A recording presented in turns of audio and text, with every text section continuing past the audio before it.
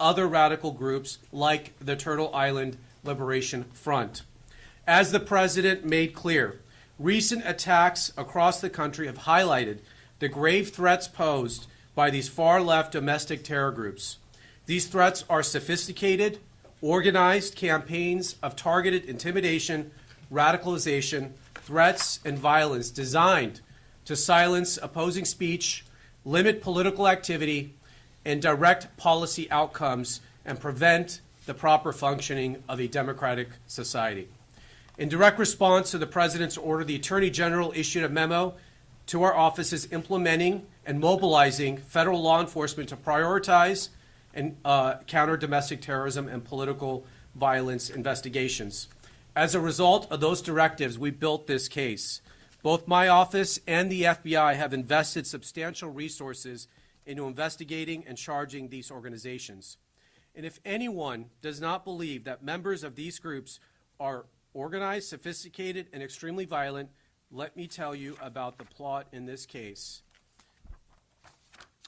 The four defendants are Audrey Carroll, 30 years old. The pictures, I think we have them somewhere. We'll put them up here. Audrey Carroll, 30 years old. Zachary Aaron Page, 32. Dante Gaffield, 24. And Tina Lay, 41. Each from the Los Angeles area. Each is charged with conspiracy and possession of an unregistered destructive device in violation of Title 26, United States Code Section 5861D. We intend to file additional charges in the coming weeks as we finish reviewing the evidence. The defendants are all radical anti-government members of the Turtle Island Liberation Front, which according to their own social media is an anti-capitalist, anti-government movement that calls for their associates to rise up and fight back against capitalism. One of the leaders of the organization, defendant Audrey Carroll, helped organize an even more radical faction of the group called the Order of the Black Lotus. Each of the defendants charged today was also a member of the Order of the Black Lotus. Carroll described this group to her co-conspirators as everything radical. As detailed in the federal complaint, which we will now make public, in November 2025, defendant Carroll created a detailed bombing plot to use explosive devices to attack 5 or more locations across Southern California on this upcoming New Year's Eve. Carroll and her co-defendant, Zachary Page, led the effort to obtain and build the bombs and to recruit others to join in their plot. Carroll's bomb plot was explicit. It included a step-by-step instructions to build IEDs or improvised explosive devices and listed multiple targets across Orange County and Los Angeles. Carroll also made clear her desires. She said, quote, "What we are doing will be considered a terrorist act." Carroll and Page also discussed plans for follow-up attacks after their bombings, which included plans to target ICE agents and vehicles with pipe bombs. Carroll stated that those plans would, quote, "take some of them out and scare the rest." Throughout early December, the co-conspirators discussed their plans during an in-person meeting in Los Angeles and through an encrypted messaging application. As part of the plan, the 4 defendants plan to build test bombs in the Mojave Desert. You're going to hear more details about the bombs they intended to build and how the operation went down in the desert here shortly from the FBI Assistant Director in charge. In preparation for the plan, the co-conspirators purchased multiple pieces of bomb-making materials and discussed their travel plans to the desert. Last Friday, December 12th, the defendants took a significant step to carry out their plans. They traveled to the remote campsite, which you're going to see some video of, in the desert, and they began unloading their bomb-making materials to assemble and test the bombs. They had everything they needed to make an operational bomb at that location, and they were subsequently arrested by the FBI before they could build a functional explosive device. Shortly after the defendants were taken into custody, the FBI executed multiple search warrants, including at the defendants' Southern California residence and other locations throughout the country. I'll highlight some of the items found during those searches over the weekend. For example, in Carroll's residence, law enforcement found multiple posters and materials associated with Turtle Island Liberation Front, including posters stating, quote, "Death to America, long live Turtle Island and Palestine," and, quote, "Death to ICE, Turtle Island Liberation Front." in Page's resident Antifa-like groups pose to public safety and the rule of law. Through the tireless work of our prosecutors in my office and our law enforcement partners, which you will hear from today, we disrupted this terror plot before buildings were demolished or innocent people were killed. But this is not the end of our work. My office is committed to extinguishing the far-left terror threats that we face and will continue to work 24 hours a day, 7 days a week. The 4 defendants arrested will make their initial appearance this afternoon at the federal court in downtown Los Angeles. They are each considered innocent until proven guilty. I will now turn it over to the Assistant Director in charge of the FBI LA office, Akil Davis. Good morning. Again, my name is Akil Davis. I'm the Assistant Director in charge of the FBI's Los Angeles Division. As we're all aware, we've had a busy weekend in this country and abroad with bad news incidents one after another.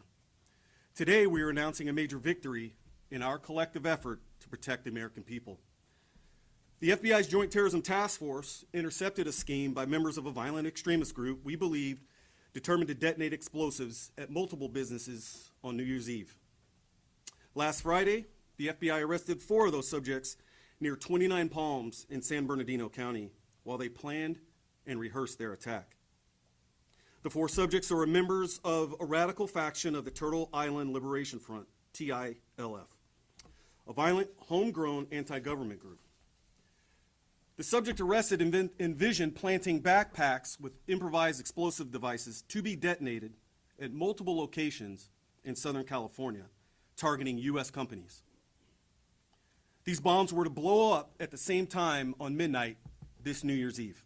The plan stated that the IEDs would be complex pipe bombs. It included instructions on how to manufacture the bombs and contained guidance on how to avoid leaving evidence behind that could be traced back to them. Our investigation uncovered evidence in that the group would test the explosives in the desert, and we're going to show footage of that here in a second. We learned that the alleged co-conspirators had recently started acquiring precursor chemicals and other items necessary to accomplish this task. In recent days, the alleged co-conspirators discussed plans to travel to the desert on the 12th to detonate the explosives. Knowing this, the FBI's JTTF and the FBI Los Angeles field office staged multiple SWAT teams, special agent bomb technicians, our evidence response team, along with the FBI's elite hostage rescue team in the desert to disrupt this plan before any harm could occur. Because of this, we were able to disrupt their plan. All 4 group members were taken into custody without incident. The TILF Instagram account publicly posts content that advocates for violence against United States officials. A recent post called for a revolution and asked for supporters to organize and be ready. The FBI, as you have seen here, can also organize and be ready. We could not have accomplished these arrests without the exceptional assistance from our partners on the Joint Terrorism Task Force. I specifically want to thank the following agencies, as you see up here today: the Los Angeles County Sheriff's Department, the Los Angeles Police Department, the Palm Springs Police Department, along with the San Bernardino County Sheriff's Department. I also want to recognize the following FBI field offices as this investigation crossed the entire country: the New Orleans Division, the Buffalo Division, Indianapolis Division, and the Boston Division, who, as you all know, have had their hands full this weekend. In fact, an additional was arrested by our partners at FBI New Orleans in support of this investigation. I will now turn it over to the Los Angeles Police Chief, Jim McDonald. Well, thank you, and good morning, and we appreciate you being here today. Los Angeles Police Department is proud to stand alongside our federal, state, and local partners today to announce the arrest stemming from a coordinated domestic terror plot. The case underscores the persistent threat posed by extremist groups and individuals, as well as the critical need for law enforcement agencies to remain vigilant in protecting our communities. The successful disruption of this plot is a powerful testament to the strength of our unified response, driven by the collaboration and tireless efforts of the FBI's Joint Terrorism Task Force, along with our allied agencies. Together, we have prevented a potential tragedy and reaffirmed our shared commitment to safeguarding our communities. I want to personally thank the dedicated men and women from every agency involved. Their relentless work over the past several days has ensured that those responsible were apprehended swiftly and safely and without harm to our neighborhoods. Thank you. I'll now call up Sheriff of Los Angeles County, Robert Luna.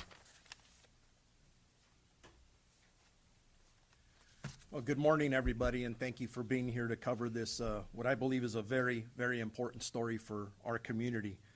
This successful operation was a result of quick, proactive investigative work, and I want to emphasize strong collaboration.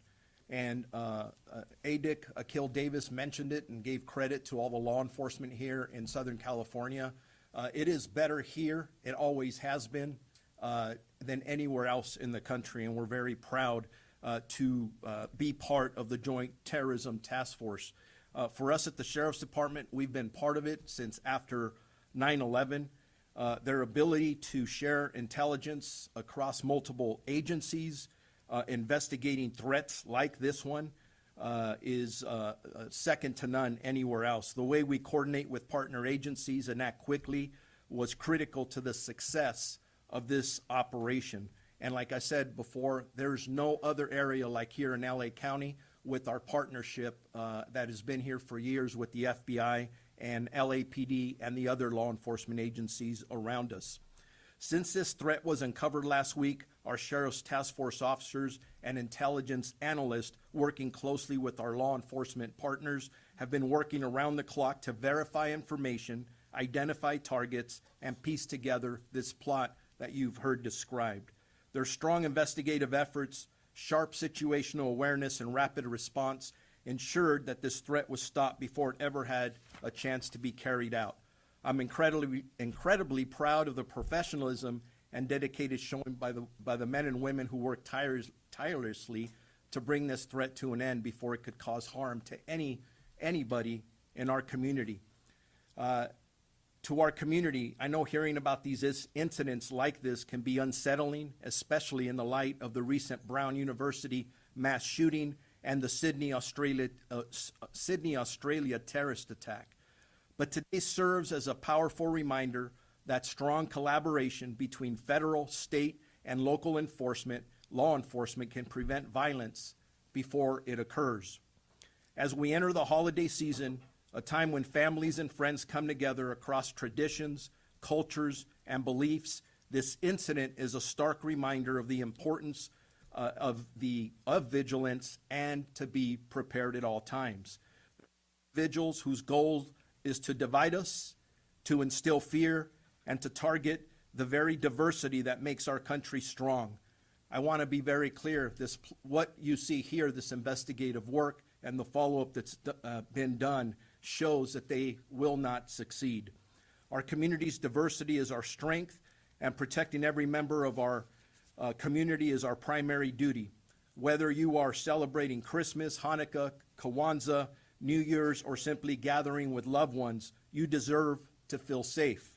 We are committed to ensuring that safety today and every day. We remain dedicated to protecting our entire community through ongoing intelligence gathering and threat assessments, strengthening partnerships across all of our agencies, engaging with the public to promote awareness, vigilance, and resilience. And finally, I encourage everyone to stay alert, trust your instincts, and report suspicious activity. And as we always say in law enforcement, if you see something, read something, or say something, your awareness, your eyes, and ears can help us protect the entire community as we did in this incident. I will now introduce the police chief of the Palm Springs Police Department, Andy Mills. Well, good morning, and first of all, thank you so much, Assistant Director Davis, for the spectacular job that the FBI did on this case. We were just in a very supportive role only, making sure that the FBI had what they needed in the desert to execute their mission. But on a larger perspective, I just want our community to know that this gives me hope.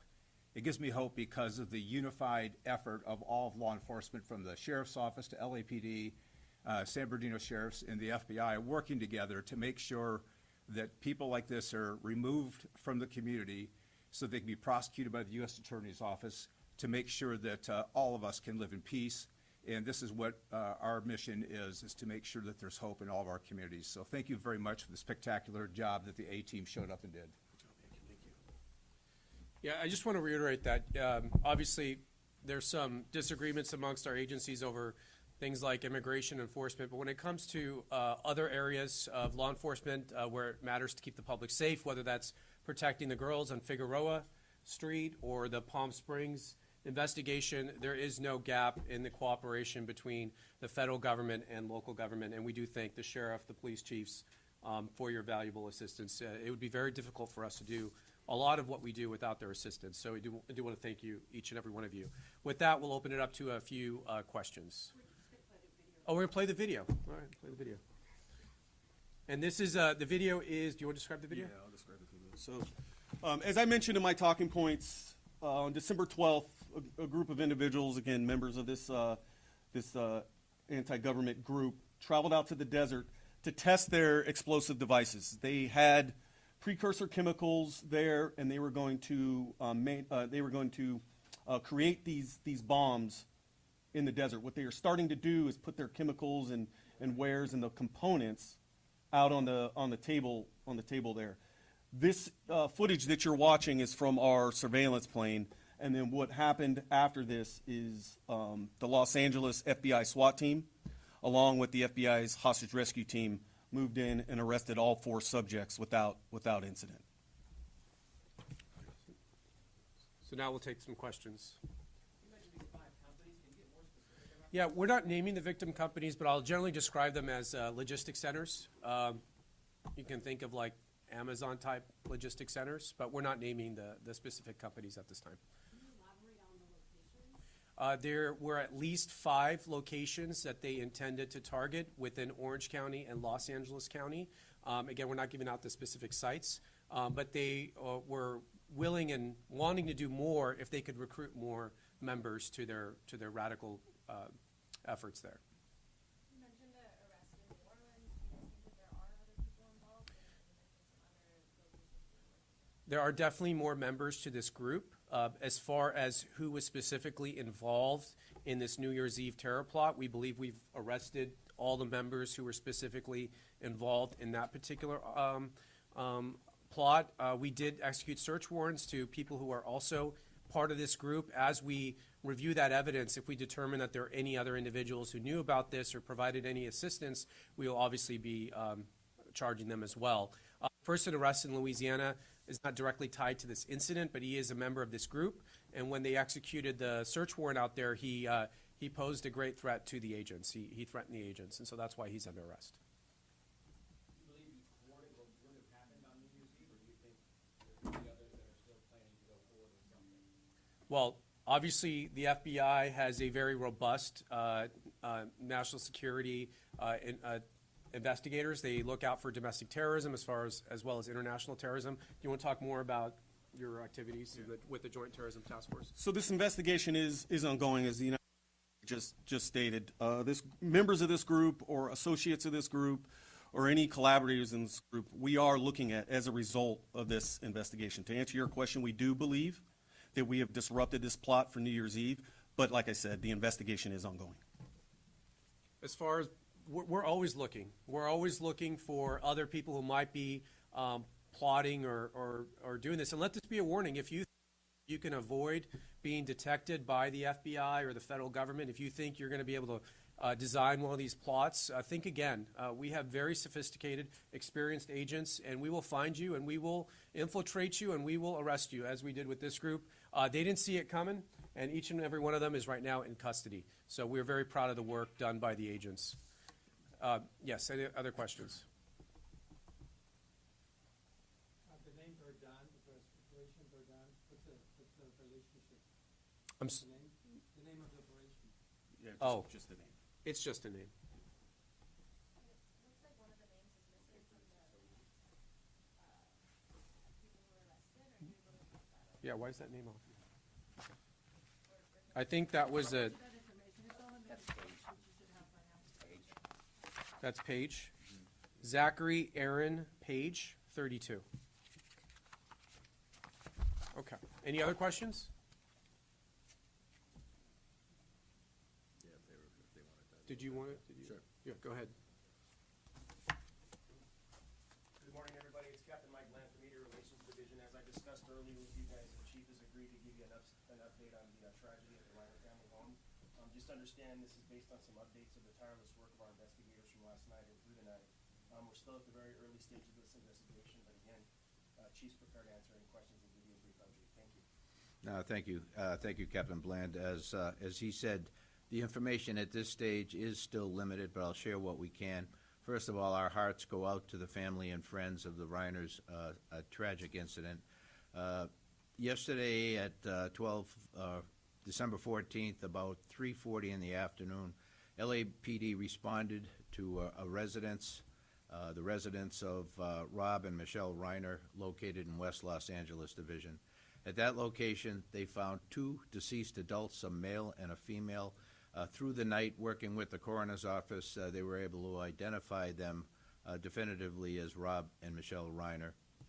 We have our robbery homicide division handling the investigation. They worked throughout the night on this case and were able to take into custody Nick Reiner, a suspect in this case.